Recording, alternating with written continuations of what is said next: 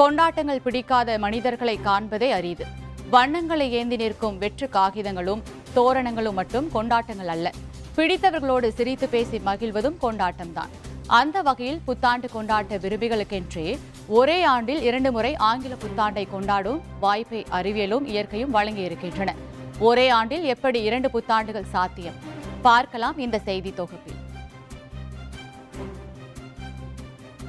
உலகின் எல்லா நாடுகளும் ஒரே நேரத்தில் ஒரே முறையில் புத்தாண்டை வரவேற்பதில்லை.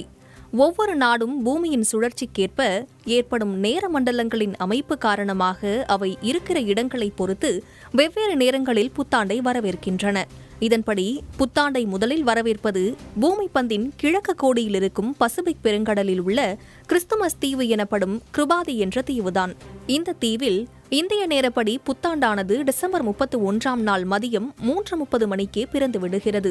இந்தியாவுக்கும் கிருபாதி தீவுக்கும் ஏறத்தாழ 8.5 மணி நேரம் நேர இடைவெளி இருப்பதால் இந்தியா பல மணி நேரம் கழித்தே புத்தாண்டை வரவேற்கிறது.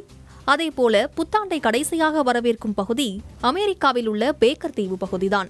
பூமி பந்தின் மேற்கு கோடியில் உள்ள இந்த தீவு பகுதியில் இந்திய நேரப்படி ஜனவரி 1ஆம் நாள் பிற்பகல் 5:30 மணிக்குத்தான் புத்தாண்டு பிறக்கிறது. இதன்படி பார்த்தால் உலகின் கிழக்கு முனையில் புத்தாண்டு பிறந்து 26 மணி நேரம் கழித்துதான் மேற்கு முனையில் புத்தாண்டு பிறக்கிறது. உலகின் அனைத்து பகுதிகளிலும் புத்தாண்டு கொண்டாட்டங்கள் ஓய்ந்த பின்புதான் இங்கு புத்தாண்டின் புதுமணம் பரவத் தொடங்குகிறது. இதெல்லாம் சரி, இதில் எப்படி 2 புத்தாண்டுகள் என்றுதானே கேட்கிறீர்கள்?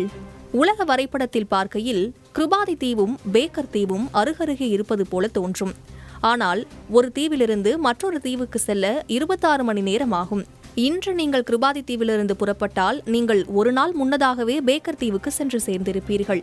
அதாவது கிருபாதி தீவில் புத்தாண்டு கொண்டாட்டங்களை முடித்துக்கொண்டு நீங்கள் அங்கிருந்து பேக்கர் தீவுக்கு வானூர்தி ஏறினால் அங்கும் அப்போதுதான் பிறந்த புத்தாண்டின் புதுமணத்தை சுவாசிக்க நீங்கள் தயாராகியிருப்பீர்கள். இப்படி நீங்கள் ஒரே ஆண்டில் 2 புத்தாண்டு கொண்டாட்டங்களில் திளைக்க முடியும்.